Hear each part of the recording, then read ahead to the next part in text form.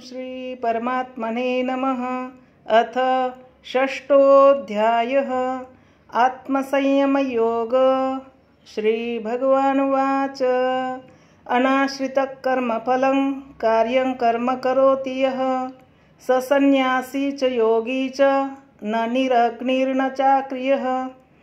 यं सन्न्यासमिति प्राहुर्योगं तं विद्धि पाण्डव। न ह्यसन्न्यस्तसंकल्पो योगी भवति कश्चन। आरुरुक्षोर्मुनेर्योगं कर्मकारणमुच्यते।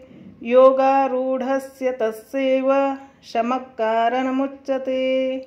यदा हीनेन्द्रियार्थेषु न कर्म स्वनुषज्यते सर्वसंकल्पसन्न्यासी योगारूढस्तदोच्यते। उद्धरेदात्मनात्मानं नात्मानमवसादयेत्। आत्मेव ह्यात्मनो बन्धुरात्मेव रिपुरात्मनः। बन्धुरात्मात्मनस्तस्य येनात्मैवात्मना जितः। अनात्मनस्तु शत्रुत्वे वर्तेतात्मेव शत्रुवत्। जितात्मनः प्रशान्तस्य परमात्मा समाहितः। शीतोष्णसुखदुःखेषु तथा मानापमानयोः।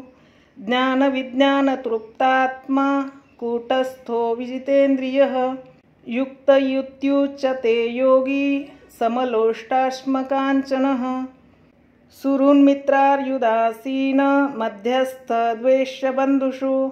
साधुष्वपि च पापेषु समबुद्धिर्विशिष्यते। योगी युञ्जीत सततमात्मानं रहसि स्थितः। एकाकीयत चित्तात्मा निराशीरपरिग्रहः। शुचो देशे प्रतिष्ठाप्य स्थिरमासनमात्मनः। नात्युच्छ्रितन्नातिनीचं चैलाजिनकुशोत्तरं। तत्रैकाग्रं मनः कृत्वा यत चित्तेन्द्रियक्रियः। उपविश्यासने युञ्जात् योगमात्मविशुद्धये। समङ्काय शिरो ग्रीवं धारयन्नचलं स्थिरः। सम्प्रेक्ष्य नासिकाग्रं सन् दिशश्चानवलोकयन्।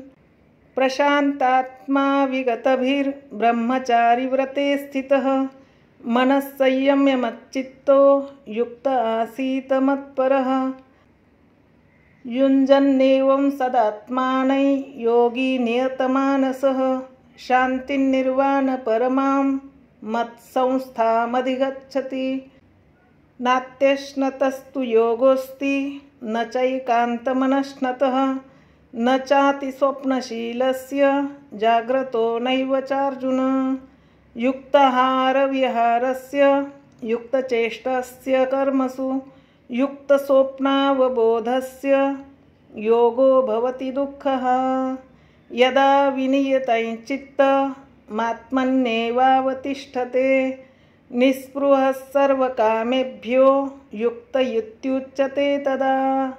यथा दीपो निवातस्थो नेङ्गते सोपमा स्मृता। योगिनो यत चित्तस्य युञ्जतो योगमात्मनः। यत्रोपरमते चित्तं निरुद्धं योगसेवया। यत्र चैवात्मनात्मानं पश्यन्नात्मनि तुष्यति। सुखमात्यन्तिकं यत्तद् बुद्धिग्राह्यमतीन्द्रियं। वेत्ति यत्र न चैवायं स्थितश्चलति तत्त्वतः। यल्लब्ध्वा चापरल्लाभं मन्यते नाधिकं ततः। यस्मिन् स्थितो न दुःखेन गुरुणापि विचाल्यते। तं विद्या दुःखसंयोग वियोगं योगसंज्ञितं। स निश्चयेन योक्तव्यो योगो निर्विण्णचेतसा। संकल्पप्रभवान् कामं त्यक्त्वा सर्वान् शेषतः। मनस्सैवेन्द्रियग्रामं विनियम्य समन्ततः। शनैः शनैरुपरमेद् बुद्ध्या धृतिगृहीतया। आत्मसंस्थं मनः कृत्वा न किञ्चिदपि चिन्तयेत्। यतो यतो निश्चरति मनश्चञ्चलमस्थिरं। ततस्ततो नियम्येतद् दात्मन्येव वशं नयेत्। प्रशान्तमनसंहेनै योगिनौ सुखमुत्तमम् उपैति शान्तरजसं ब्रह्मभूतमकल्मषम् युञ्जन्नेवं सदात्मानै योगी विगतकल्मषः सुखेन ब्रह्मसंस्पर्श मत्यन्तं सुखमश्नुते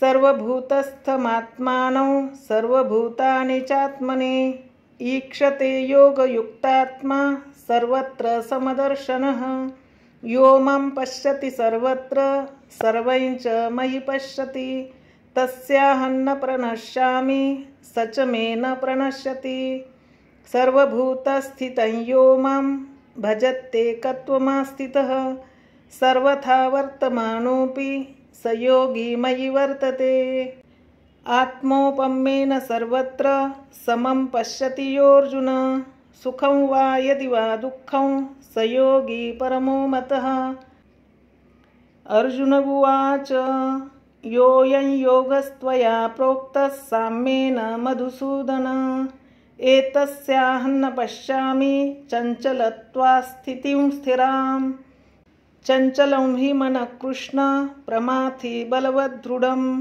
तस्याहं निग्रहं मन्ये वायोरिव सुदुष्करम् श्रीभगवानुवाच असंशयं महाबाहो मनो दुर्निग्रहं चलम् अभ्यासेन तु कौन्तेय वैराग्येन च गृह्यते असंयतात्मना योगो दुष्प्राप इति मे मतिः वश्यात्मना तु यतता शक्यो वाप्तुमुपायतः अर्जुन उवाच अयति श्रद्धयोपेतो योगाच्चलितमानसः अप्राप्य योगसंसिद्धिं कां गतिं कृष्ण गच्छति कच्चिन्नो भयविभ्रष्टश्छिन्नाभ्रमिव नश्यति अप्रतिष्ठो महाबाहो विमूढो ब्रह्मणः पथि एतन्मे संशयं कृष्ण छेत्तुमर्हस्य शेषतः त्वदन्यसंशयस्यास्य छेत्ता न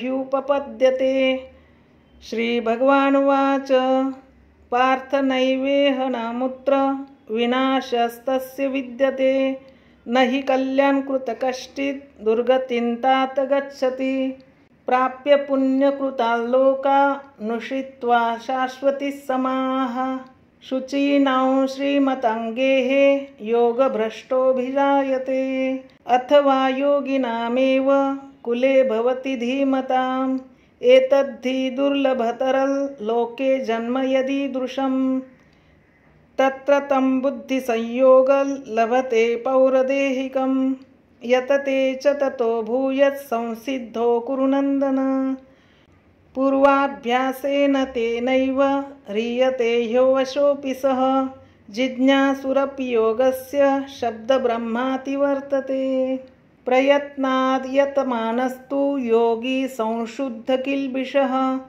अनेकजन्म संसिद्धस्ततो याति पराङ्गतिम् तपस्विभ्योऽधिको योगी ज्ञानिभ्योऽपि मतोऽधिकः कर्मिभ्यश्चाधिको योगी तस्माद्योगी भवार्जुन योगिनामपि सर्वेषां मद्गतेनान्तरात्मना श्रद्धावान् भजते यो मां समे युक्ततमो मतः ॐ तत्सदिति श्रीमद्भगवद्गीतासु उपनिषत्सु ब्रह्मविद्यायां योगशास्त्रे श्रीकृष्णार्जुनसंवादे आत्मसंयमयोगो नाम षष्ठोऽध्यायः। श्रीकृष्णार्पणमस्तु। शुभं भवतु।